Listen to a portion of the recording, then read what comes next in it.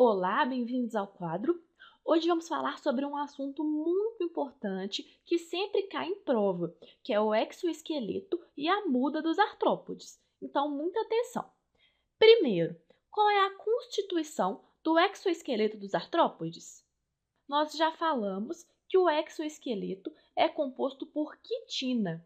Quitina é um polissacarídeo, um carboidrato.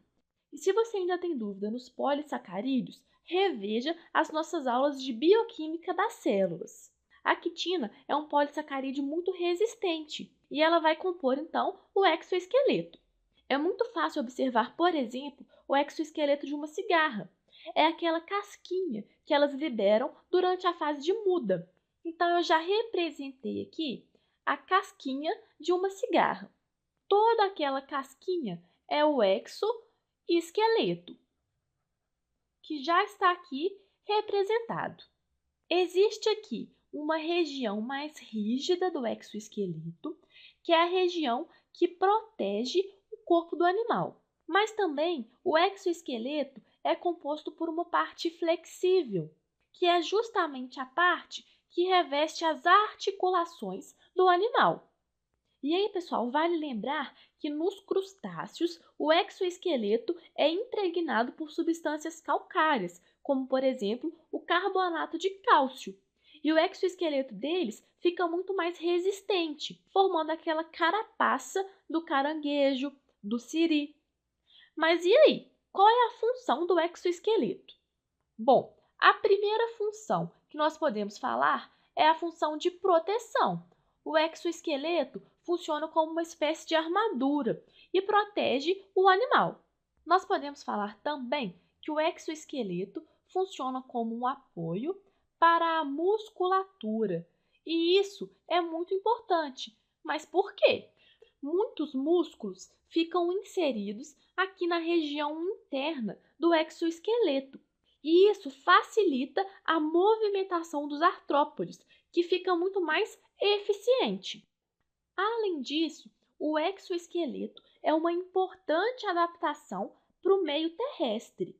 Mas por quê? O exoesqueleto, pessoal, é uma estrutura impermeável. Então, ele evita a perda de água. Por ele ser impermeável, ele não deixa a água passar. Então, o animal não desidrata e ele consegue sobreviver em ambientes terrestres. Só que aí, pessoal, existe um importante detalhe. Além dessas vantagens, o exoesqueleto confere uma desvantagem para os artrópodes. Essa desvantagem está relacionada com o crescimento. O exoesqueleto limita o crescimento dos artrópodes. Mas como assim? Bom, para entender isso, vamos analisar este gráfico, que costuma cair muito em prova, então muita atenção. Aqui nós vamos representar a taxa de crescimento em relação ao tempo. Agora vamos desenhar duas curvas. A primeira é a curva de crescimento de um animal não artrópode. Olhem para essa curva. Que conclusões vocês podem tirar aqui? Essa curva de crescimento é uma curva contínua. Ao longo do tempo, o animal vai crescendo.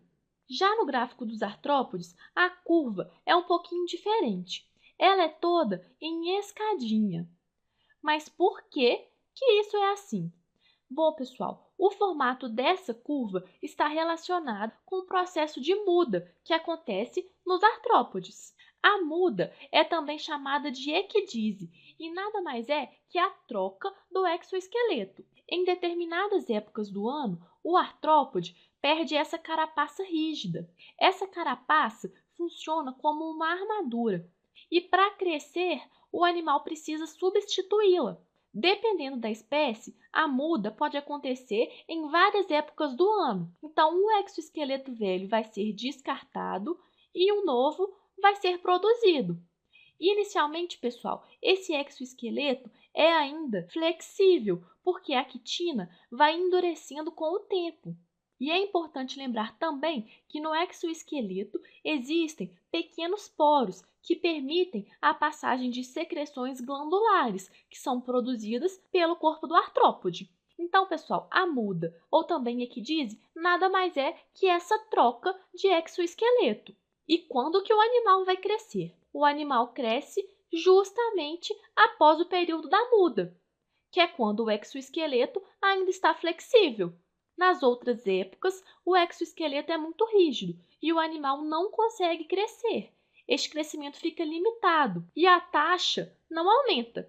E quais conclusões então nós podemos tirar deste gráfico? A principal conclusão é que o crescimento de animais não artrópodes é um crescimento contínuo ao longo do ano. Já o crescimento dos artrópodes é um crescimento descontínuo, acontece em determinadas épocas, logo após a muda. E aqui existe um outro detalhe, que é também muito importante. Durante essa fase de muda, o animal fica com o exoesqueleto mais flexível, mais mole. E nesses períodos, o artrópode fica mais vulnerável. Aqui eles ficam desprotegidos. E o que vai acontecer? Nesse momento, aumenta a chance deles serem predados por outros animais. Terminamos por aqui com essa aula e na próxima aula vamos começar com os sistemas dos artrópodes. Não perca! Até lá!